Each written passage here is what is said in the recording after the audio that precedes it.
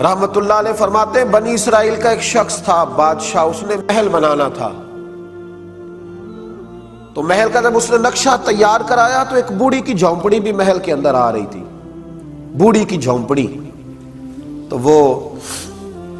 بادشاہ نے اس بوڑھی خاتون سے کہا کہ یہ جھونپڑی میرے ہاتھ بیچ دو، میرے محل کا نقشہ خراب ہوتا ہے۔ وہ خاتون کہنے لگی کہ میں بیاہ کے یہاں آئی تھی، چاہتی ہوں کہ میرا جنازہ ہی یہاں سے اٹھے، تو مہربانی کرو مجھے تکلیف نہ دو، میں پکا ہوا پھالوں، پتہ نہیں کب دنیا سے چلی جاؤں گی، مجھے اسی گھر میں رہنے دو، بیوہ ہوں، لاوارث ہوں، اولاد میری ہے نہیں، مجھے یہیں رہنے دو۔ لیکن جب لوگ ظلم پہ آئے ہوتے ہیں تو پھر انہیں یہ ساری چیزیں نظر نہیں آتی۔ اس نے کہا تجھے الگ سے مکان بنا دیں گے، 11 گنا رقم دے دیں گے، تو یہ میرے حوالے کر دے، مجھے دے دے۔ اب وہ بوڑھی خاتون تھی، یہ بزرگ جو ہوتے ہیں انہیں اپنی جھونپڑیوں سے بڑا پیار ہوتا ہے، بچے گاؤں سے چلے جاتے ہیں شہر میں، لیکن دادا جان کہتے ہیں کہ میرا یہیں دل لگتا ہے، دادی اماں کہتی ہے کہ مجھے بیٹا یہیں رہنے دو، یہی مجھے وقت گزارنے دو۔ اس بوڑھی سے جب ضد کی تو بوڑھی کہنے لگی کہ میں نہیں جاؤں گی چھوڑ کے۔ اب تو اس نے باہر بھی گھر سے نکلنا چھوڑ دیا، اپنے گھر کے اندر رہتی کہ میرا کوئی مکان نہ گرا دے۔ بادشاہ نے 4-5 لوگوں کا ذمہ لگایا کہ جب خاتون گھر سے نکلے نا تو اس کی جھونپڑی گرا دینا۔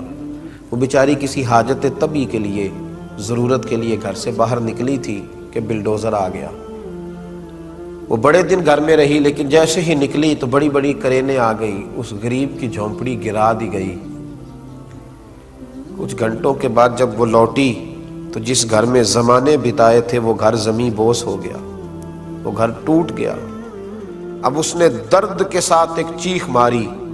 اور حضرت وہب ابن منبہ کہتے ہیں کہ دعا اس نے ان لفظوں کے ساتھ کی، کہنے لگی اے اللہ میں تو موجود نہیں تھی پر تو تو موجود تھا نا،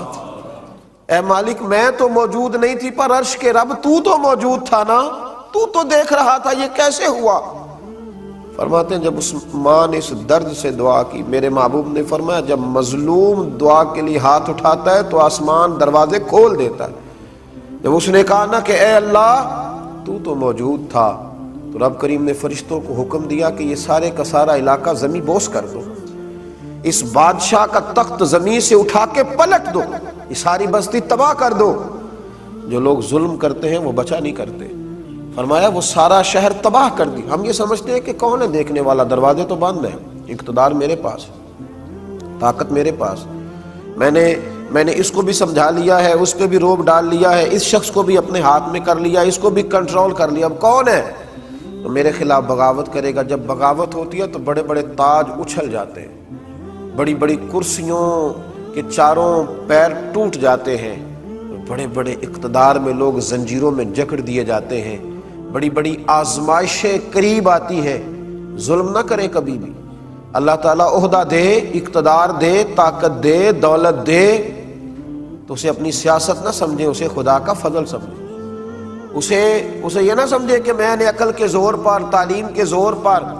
اور اپنی اچھی منصوبہ بندی کے زور پر حاصل کر لیا، اسے اللہ کی توفیق جانے۔ جب تک انسان اللہ کی توفیق جانتا ہے تو نعمتیں محفوظ رہتی ہیں، اور جب وہ سمجھتا ہے کہ یہ تو میں نے جدوجہد کر کے حاصل کیا ہے، یہ تو میری عقل ہے، میرا شعور ہے، پھر زمین بوس ہو